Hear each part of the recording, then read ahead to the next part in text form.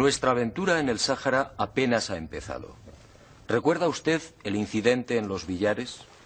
¿Recuerda aquella nave no humana y a los 3 seres que arrojaron esta pequeña piedra esférica a los pies del testigo? Pues bien, este es nuestro próximo objetivo. Tratar de descifrar en Argelia el significado de los misteriosos símbolos del lucerillo. Sígame y lo que va a ver le sorprenderá. Los tuareg examinaron la piedra esférica con especial curiosidad. Prudentemente me abstuve de relatarles la increíble historia de la nave y los seres que al parecer podrían haberla grabado. Estudiaron igualmente el desarrollo de los grabados y todos unánimemente coincidieron. Aquello era bereber antiguo, es decir, signos correspondientes a la escritura que los especialistas han denominado líbico-bereber. Una escritura que, como tendríamos oportunidad de comprobar, aparece por todo el Sáhara, grabada o pintada en rocas y estelas de piedra.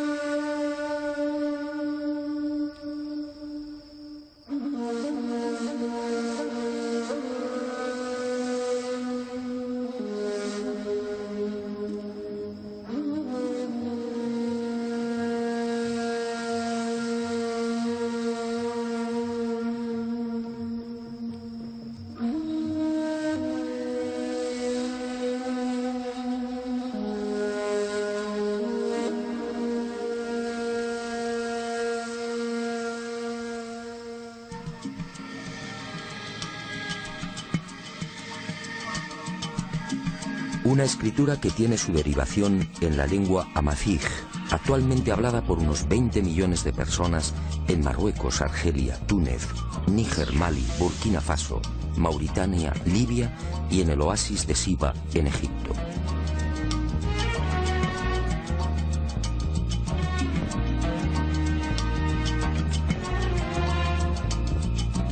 Los tuareg, ese pueblo único, orgulloso y hospitalario, forman parte de las etnias que han sabido conservar la escritura y la lengua bereber.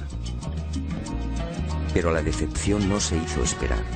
Una cosa es hablar el bereber y otra muy distinta traducirlo.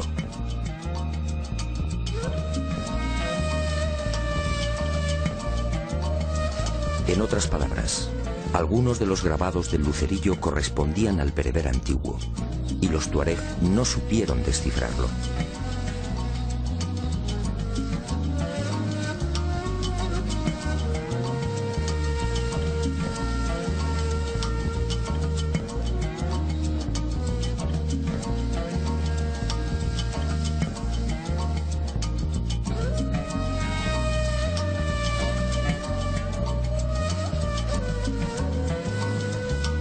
Aquel fracaso, lejos de rendirme, multiplicó mi entusiasmo. Proseguí las investigaciones profundizando poco a poco en el nuevo misterio. Y las indagaciones en torno a los enigmáticos signos bereber me conducirían mágicamente, casi sin proponérmelo, a otra fascinante y para mí desconocida realidad. ¿De dónde procedía aquella escritura? ¿Arrancaba en el primer milenio antes de Cristo, como aseguran arqueólogos y lingüistas? ¿Por qué se perdió su significado original? Lo primero que descubrí es que aquella escritura, aparentemente tan simple, encerraba una enorme fuerza conceptual. Las letras geométricas de orientación variable en el sentido de la lectura, con ausencia casi total de separación de las palabras, y como en el caso de los alfabetos semíticos, sin vocales, contenían una capacidad de expresión tan intensa como original.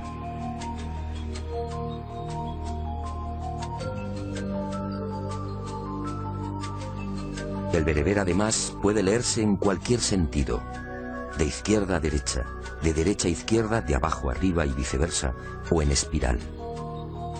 Y las dudas siguieron atormentándome. ¿Quién había ideado una escritura tan perfecta? Y un inevitable pensamiento me acompañó desde entonces. ¿Por qué la nave de los Villares lucía aquellos símbolos? ¿Símbolos bereber en una civilización del espacio? ¿Por qué la piedra lanzada por los seres presentaba unos grabados idénticos a los que adornan las rocas del Sáhara? ¿Por qué, en fin, se repetían en el anillo de plata los palos y ceros tan habituales en la escritura bereber?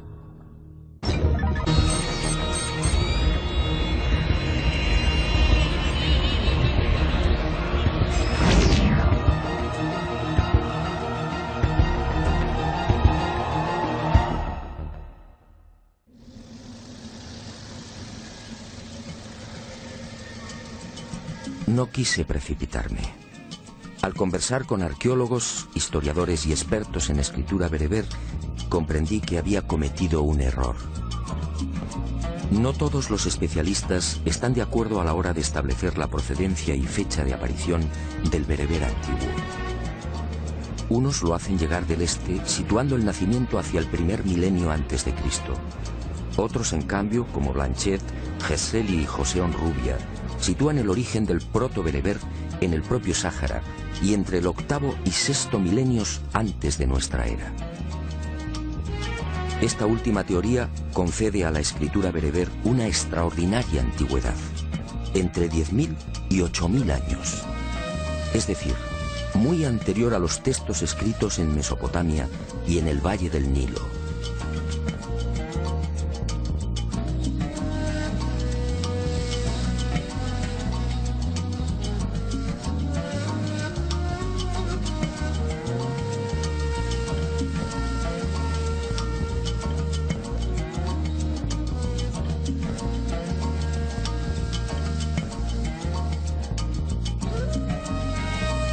¿Qué significaba esto? Muy simple. Si la escritura bereber tiene 10.000 años y si nació en el corazón del Sáhara, los científicos deberán cambiar la fecha de la historia. La escritura más antigua del mundo no se hallaría entonces en el Oriente, sino en África.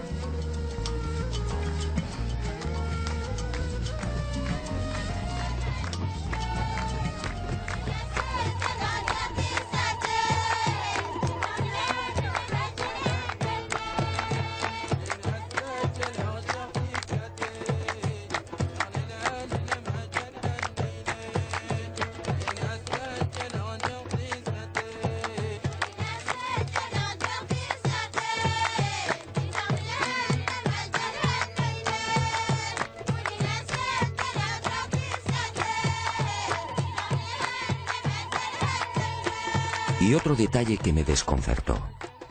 Por más que indagué, nadie supo darme razón de los antecedentes lingüísticos del bereber. Como es lógico y natural, la mayor parte de las lenguas escritas experimenta siempre un proceso natural de evolución.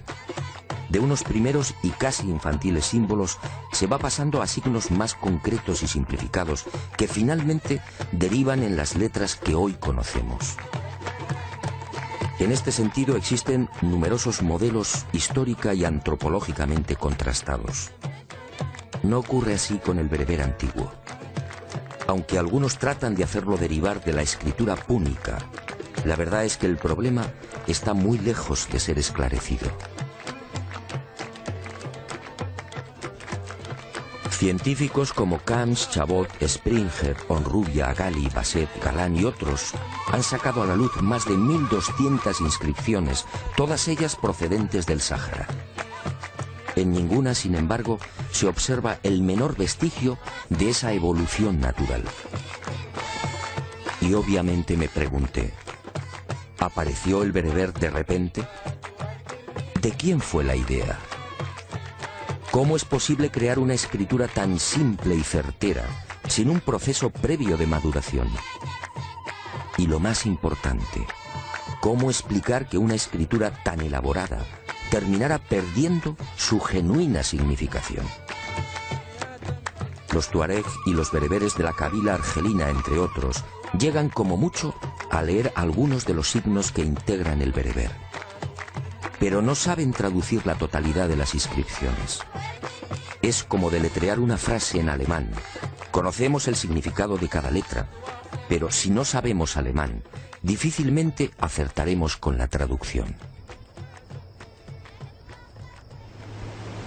Conforme fui adentrándome en el desierto y conociendo en profundidad las características de la antigua escritura bereber, más seguro estuve de la extraordinaria antigüedad de aquellos misteriosos signos. Hoy existen técnicas científicas que pueden datar con razonable exactitud la fecha de ejecución de pinturas y grabados. El estudio de la pátina de estos últimos, los grabados, es uno de los caminos.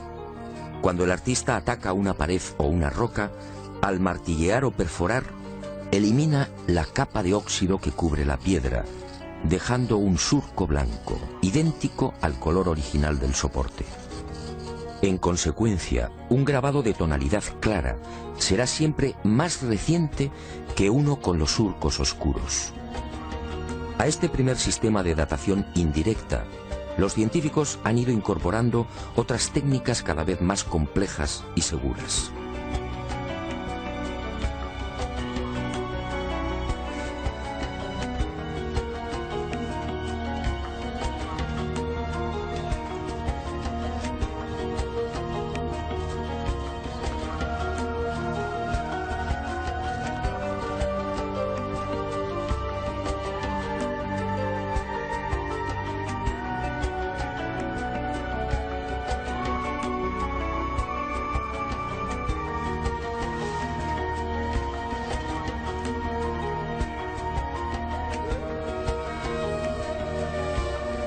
Lamentablemente, esas avanzadas técnicas científicas de datación no se han centrado en el estudio de la escritura bereber grabada en las rocas.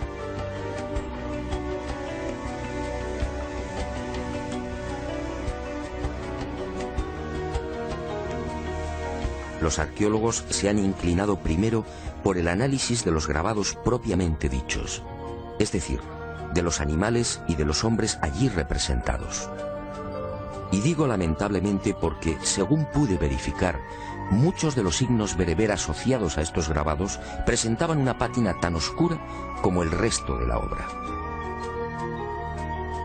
Es decir, como afirman algunos investigadores, la escritura bereber podría remontarse a unos 8.000 o 10.000 años.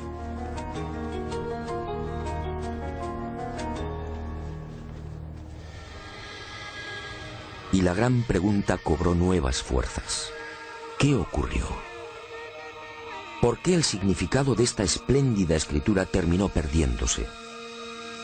La respuesta estaba allí mismo, entre las ardientes arenas, los cauces secos de los ríos y las atormentadas moles de piedra. En alguna ocasión tuve conocimiento de esta historia, pero sinceramente no le presté atención, hasta que el destino, siempre atento, me empujó de nuevo hacia ella.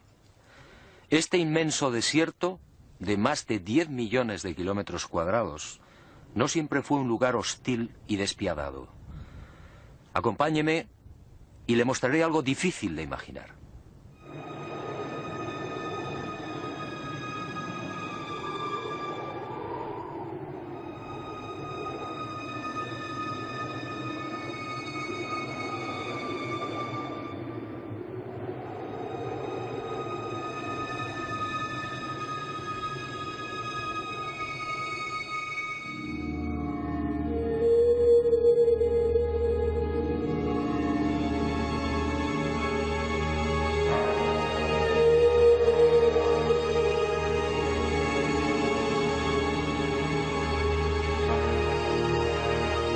Supongo que es lógico.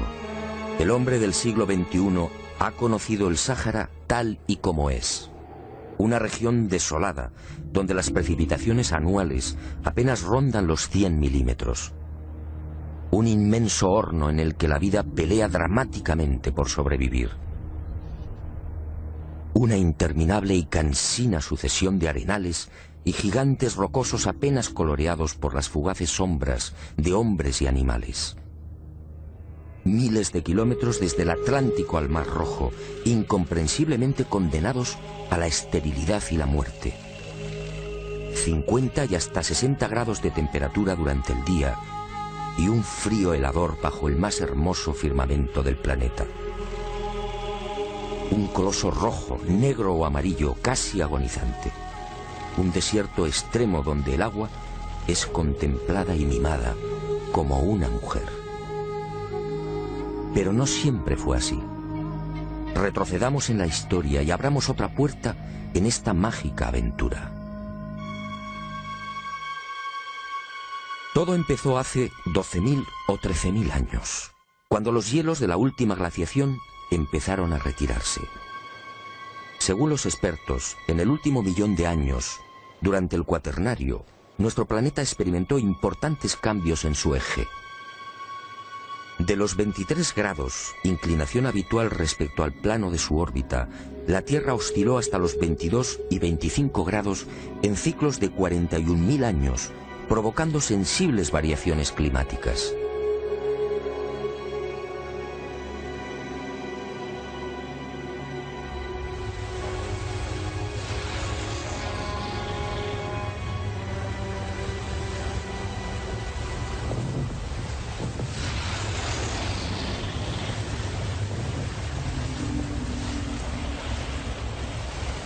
En ese millón de años, mientras el hombre aparecía y despertaba, nuestro mundo registró 4 grandes y demoledoras glaciaciones.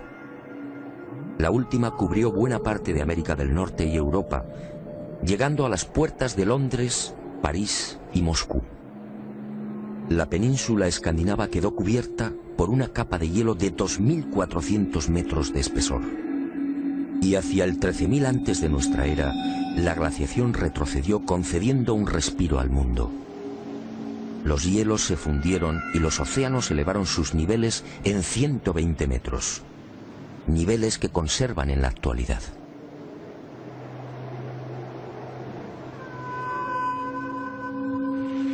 El frente polar se reactivó enviando humedad desde el noreste hacia el Mediterráneo, y otro tanto sucedió con los benéficos monzones, que soplaron cargados de lluvia desde el Golfo de Guinea. Y el Sáhara despertó a la vida. Las aguas freáticas ascendieron. Los lagos entre dunas se multiplicaron a millares. Los ríos rugieron de nuevo. Del macizo montañoso del Agajar, al sur de Argelia, brotaron decenas de cauces, antaño consumidos. Y el agua fue bañando el gran desierto, transformándolo. Uno de los caudalosos ríos, el Igargar, tan ancho como el actual Amazonas, nacía impetuoso en el sur, recorriendo casi 2.000 kilómetros, hasta formar un lago de 400 kilómetros al sur de Túnez. Otros ríos, como el Saura, nacido en el Atlas, se unía al Tamanrasset, desembocando fértil y generoso en el Atlántico. El Tilemsi se ocupaba de bendecir el Níger, y el Tafasaset transformaba el sur del Sáhara, sumando sus torrenciales corrientes a un lago Chad 80 veces superior al que hoy conocemos. Y la vida surgió imparable y lujuriosa. Arenales, montañas y wadis se despojaron del negro, del rojo y del amarillo, de la sed y del silencio, vistiendo el verde de la jungla, de la sabana y el azul de los interminables lagos. Fue una explosión vital, lo que los científicos llaman el Gran Húmedo, uno de los periodos más fértiles del viejo y cansado desierto. El Sáhara se convirtió así en algo que hoy cuesta trabajo imaginar, un auténtico paraíso. Y el lugar donde todavía nos encontrábamos recibió el nombre exacto: Tassili, meseta entre ríos. La nave Columbia y los satélites artificiales han proporcionado imágenes rotundas. Esos wadis o cauces secos que muestran las fotografías tomadas a 180 kilómetros de la Tierra lo dicen todo. También las imágenes infrarrojas y las captadas por radar demuestran que bajo las ardientes arenas existió en la antigüedad toda una red de lagos conectados, algunos de hasta 7.000 kilómetros cuadrados.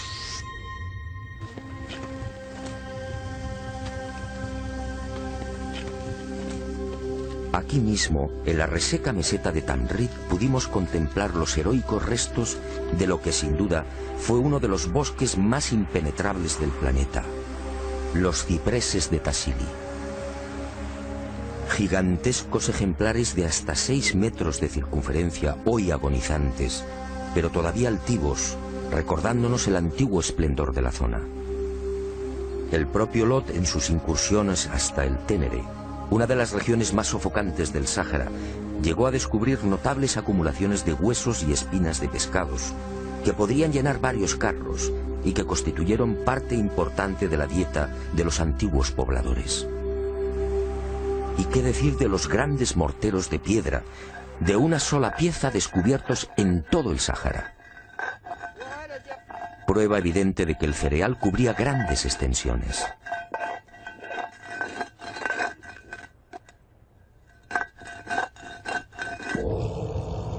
El mismísimo Heródoto, historiador y geógrafo griego, escribía en el siglo V a.C., refiriéndose al Sáhara. Esta comarca y el resto de Libia en dirección a poniente están más pobladas de fieras y más cubiertas de bosques que la de los nómadas. Las fieras. Y ahí otra de las pruebas de cuanto afirmo. Una fauna salvaje dominó también el Sáhara cuando la naturaleza lo transformó en el más bello jardín. Son precisamente los grabados en piedra los que atestiguan la realidad de estas bestias en pleno neolítico. Nuestra aventura en el Sáhara continúa, pero no aquí. Según mis noticias, una de las mayores y más espléndidas colecciones de este tipo de grabado en piedra se encuentra localizada al suroeste de Libia, en uno de los desiertos más duros y agresivos de este bello planeta encantado. Sígame y se lo mostraré. Estoy seguro que lo que va a ver le impresionará tanto como a mí.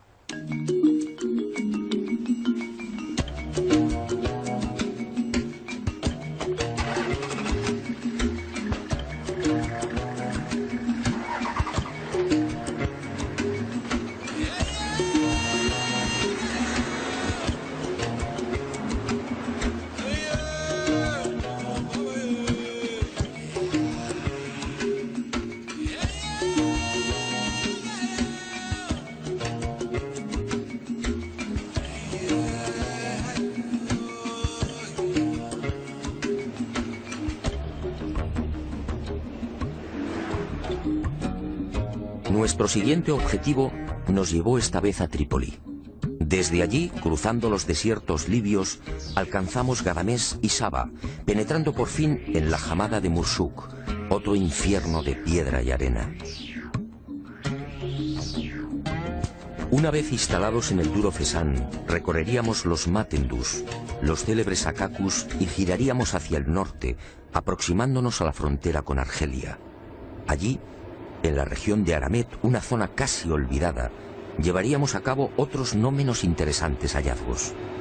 Después, tras casi 3000 kilómetros de duras y penosas marchas por el Sáhara, retornaríamos a Saba.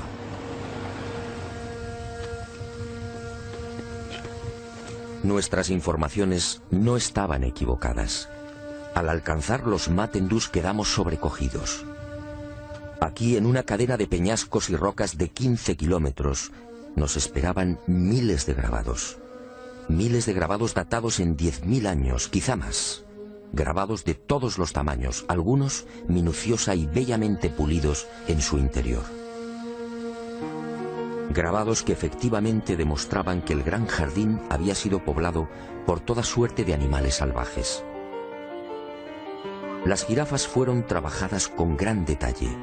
Contamos hasta 8 especies diferentes. Un animal cuya dieta básica la integran hojas y espinas de acacia.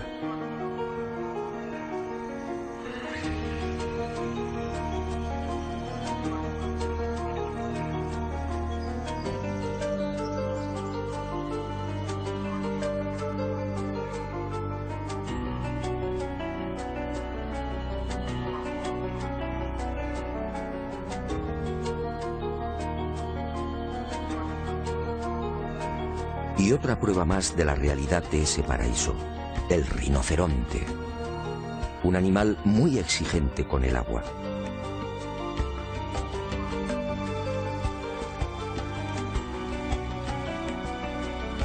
Rinocerontes con cuernos de 1,5 metros de longitud, y cabezas de 80 centímetros, características propias del temido rinoceronte blanco africano.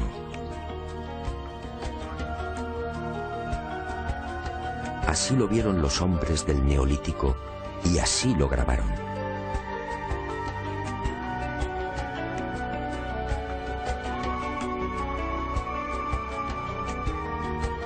Y entre este esclarecedor bestiario del Sáhara, otra pieza clave que nos transporta al gran jardín sahariano, el elefante. Encontramos grabados de todos los tamaños. En el Yerat, Henry Lott describió un ejemplar de 4,70 metros de longitud, un tamaño relativamente habitual entre los machos de 30 y 40 años. Y otro rasgo que pone de manifiesto la capacidad de observación de los habitantes del jardín y su gran preocupación por la fidelidad. En algunos grabados los elefantes aparecen con la cola doblada en ángulo recto, una actitud adoptada por las hembras antes del apareamiento.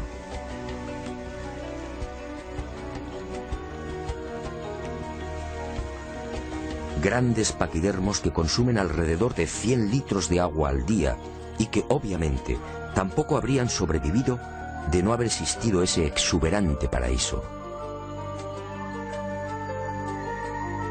Un Sáhara verde y acuático, tan difícil de imaginar, en el que los saurios se multiplicaban a millares. El gran cocodrilo de los Matendus así lo confirma. El ejemplar, un adulto de 2,50 metros, seguido por una cría, fue grabado hace miles de años. La oscuridad de la pátina no ofrece dudas.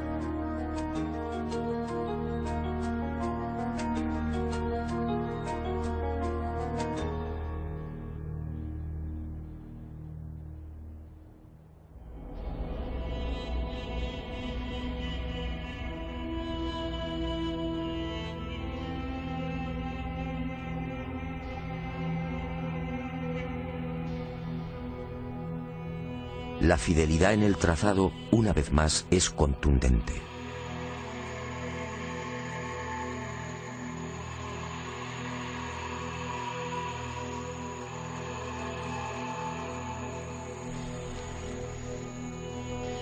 Nueva sorpresa. ¿Hipopótamos en el desierto? Quizá la pista más notable de lo que afirmo. El hipopótamo no puede vivir sin el agua. Es su medio natural. Pues bien, los especialistas en grabados y pinturas han localizado en el Sáhara un centenar de representaciones de este coloso. Todas ellas en Yerat, Tassili y Mesak, es decir, en el gran horno sahariano.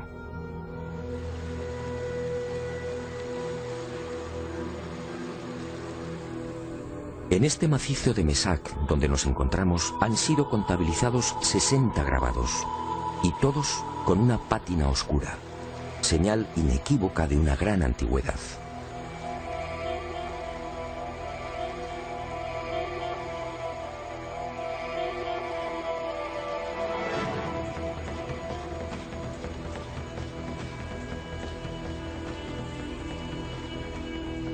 Pero no todos son animales conocidos.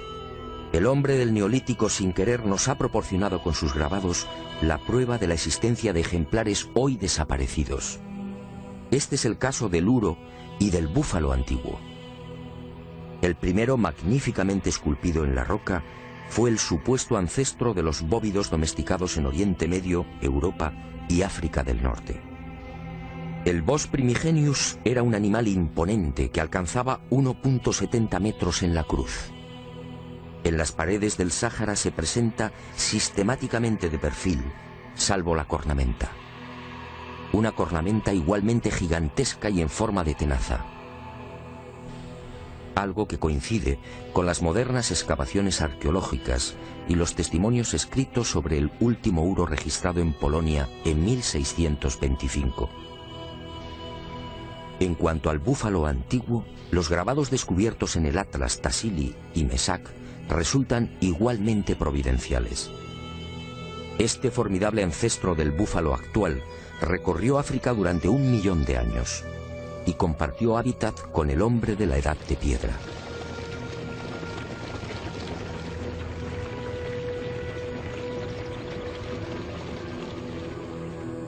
Sus grandes dimensiones, con cornamentas de más de 3 metros de envergadura, debieron impresionar a los habitantes del jardín sahariano.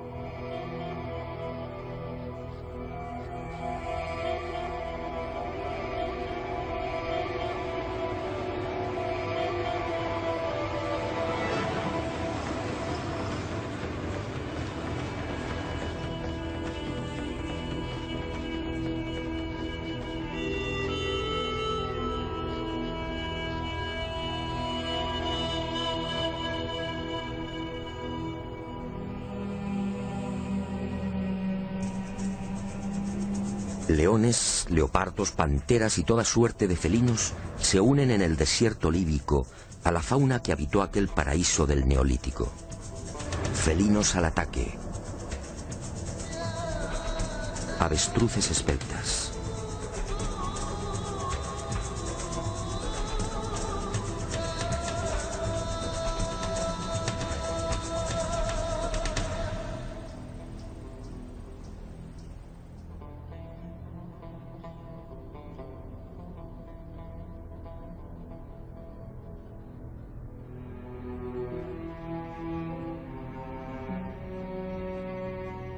Perros al servicio del hombre. Decenas de antílopes, algunos casi extinguidos como el órice, la gacela de Waller y el antílope búbalo. Muflones de cuernos anillados y largas crines en cuello y pecho, hoy desterrados a las solitarias cumbres y mesetas del Tassili. Y por fin decenas y decenas de vacas. Otro animal que nos conduce indefectiblemente a la abundancia de pastos, a un clima benigno y a la presencia de ríos y lagos.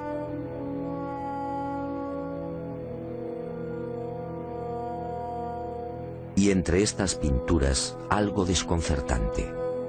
Una ballena en el Tasil. Un cetáceo a 2000 kilómetros del mar. Todos ellos como vivo exponente de una fauna que precisaba inexorablemente del agua. Pero alguien me había hablado de los últimos restos de este jardín, todavía visibles en Celiaf, en las proximidades de Saba.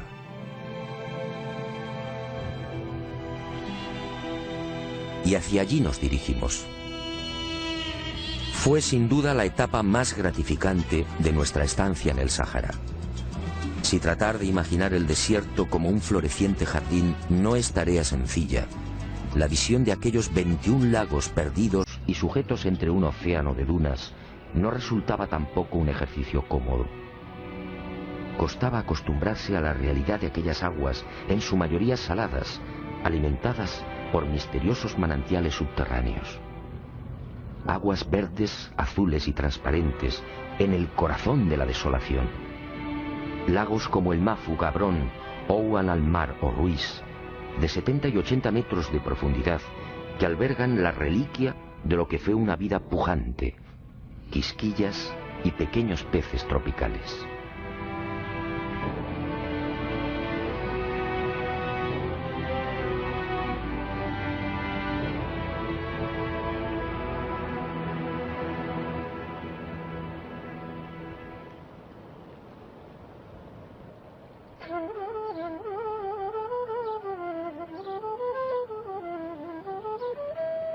El Sáhara, en fin, nos grita desde los 4 puntos cardinales que su pasado fue rico y esplendoroso.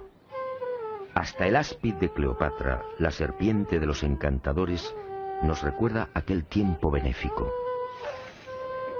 Esta cobra indostánica, emigrada de los trópicos, no debería existir en el sur de Libia y Argelia. Sin embargo, ha logrado sobrevivir.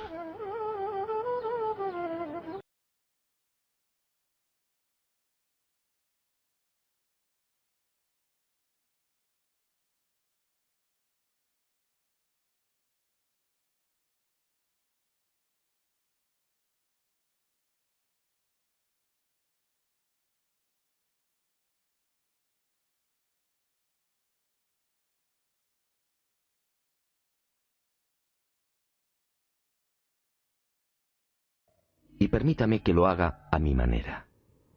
¿Qué hemos encontrado en este desierto? Pinturas, grabados y toda clase de información que nos trasladan a un Sáhara insólito. Un Sáhara acuático, conectado por ríos y miles de lagos en los que el hombre de hace 10.000 años pescaba y navegaba.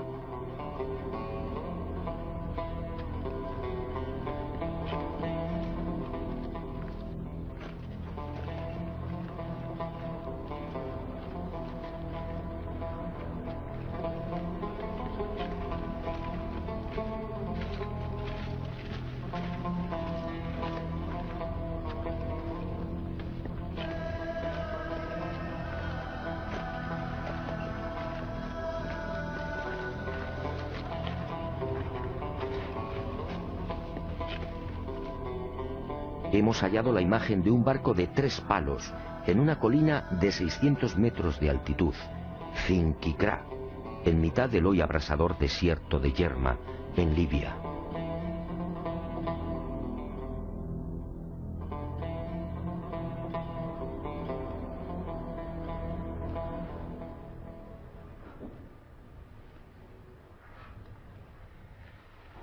Es posible que la ciencia sonría burlona, pero ¿qué importa su escepticismo si las pruebas son tan abrumadoras? Esta es mi teoría.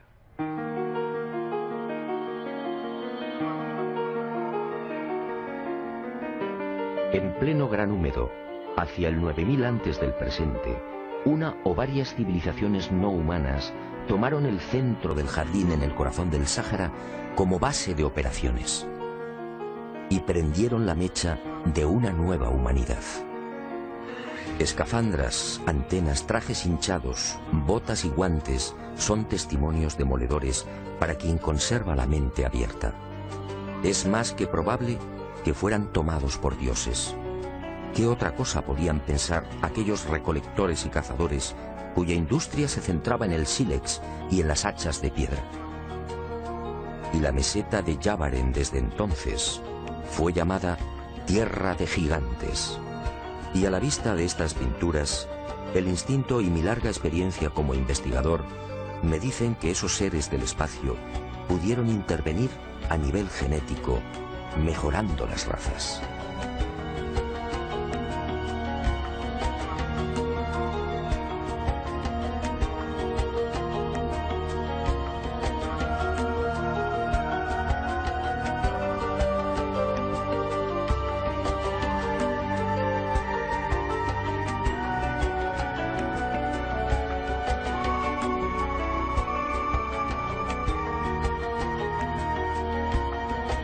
Pero sus planes, quién sabe, fueron más allá. ¿Enseñaron también la domesticación de animales? En los grabados que muestran la fauna salvaje, justamente los más antiguos, observamos un hecho muy significativo. Entre elefantes, jirafas, rinocerontes y felinos, apenas vemos bóvidos conducidos por hombres o perros colaborando en las cacerías. Es en los periodos posteriores, a partir de los cabezas redondas, cuando surgen los rebaños, los arreos, las escenas de ordeño y los pastores.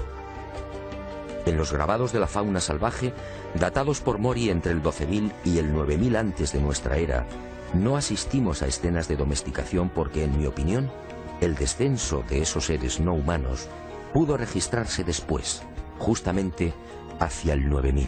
Y otro detalle que me llena de dudas: ¿se produjo esa domesticación de la noche a la mañana? Todas las especies animales han necesitado de mucho tiempo para disfrutar de sus peculiares características. Así lo exige el desarrollo de la vida. Y me pregunto, ¿cómo se las ingenió el hombre del Neolítico para modificar lo que la evolución había ido fijando en cientos de miles de años? ¿Cómo explicar que los bóvidos perdieran su natural agresividad? ¿Cómo lograr que algunas aves se vieran desprovistas casi de un día para otro de su capacidad para volar? La respuesta solo puede ser una. Quizá esos seres no humanos manipularon genéticamente las especies que estimaron más provechosas para el hombre. Pero los experimentos, muchos de ellos fallidos, pudieron abarcar a otros animales. Esto explicaría la presencia en las pinturas de bestias desconocidas y seres que la arqueología califica de mitológicos. Avestruces con cabezas de bóvidos hipopótamo con dientes de carnívoro, antílopes con cuerpo de elefante, jirafas con cabeza de asno o grandes paquidermos con 3 cuernos. Y todas estas imágenes pertenecientes a un mismo periodo, el de los cabezas redondas.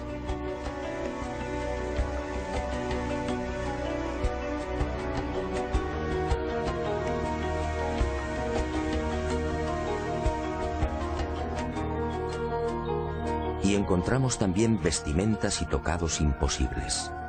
Imposibles para un neolítico hace 9000 años, en el que no se conocía aún el arte del hilado. Pinturas y grabados en los que las mujeres lucen vestidos transparentes, capas bordadas y teñidas en múltiples y vivos colores y un calzado impropio de la época. ¿De dónde surgió este ropaje? ¿Quién lo fabricó? ¿Quién enseñó a estas tribus el arte del aseo y la peluquería?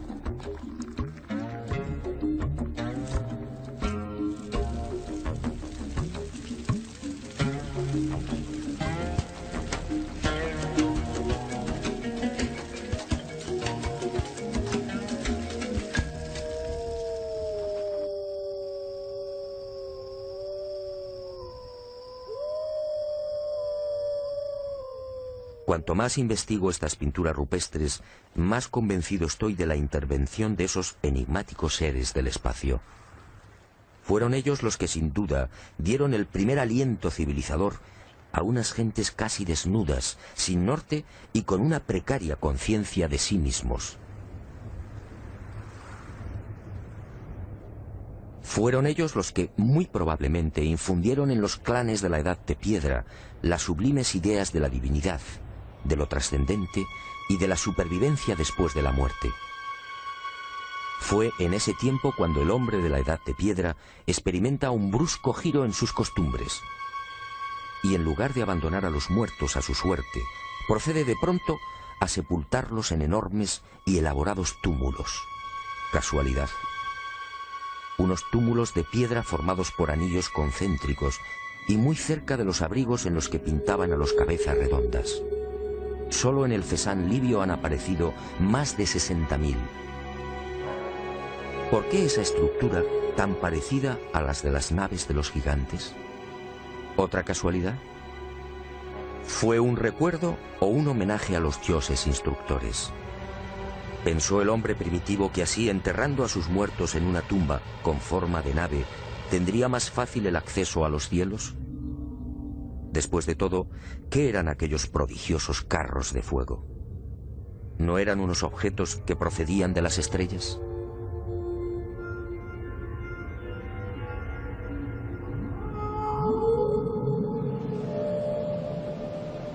Una o varias civilizaciones no humanas, sí, que desencadenaron una gran cultura en el corazón de África. Una cultura que, según mis estimaciones, habría arrancado mucho antes de lo que imaginamos. Una cultura apuntada en miles de pinturas y grabados que muy pocos conocen. Una cultura que recibió también el precioso tesoro de la escritura. Una forma de comunicación directamente enseñada por los dioses. Una escritura, por tanto, que no precisaba de evolución alguna. Por eso los científicos no consiguen encontrarla. Por eso nunca la encontrarán. No tengo la menor duda. La escritura berbera antigua que se extiende por el Sáhara, la que fue observada en la cúpula de la nave que apareció en los billares, la que adorna la piedra esférica lanzada a los pies del anciano español, y los signos grabados en el anillo de plata depositado en el fondo del Mar Rojo, tienen un mismo origen: los gigantes de Tassili.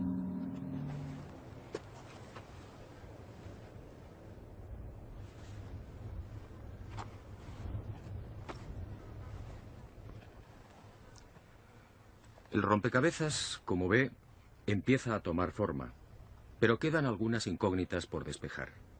Y regreso a la vieja pregunta, un asunto que no he olvidado. ¿Qué ocurrió con esta magnífica lengua? ¿Por qué desapareció su significado original? Sígame y le contaré una nueva historia. Por supuesto, otra historia mágica.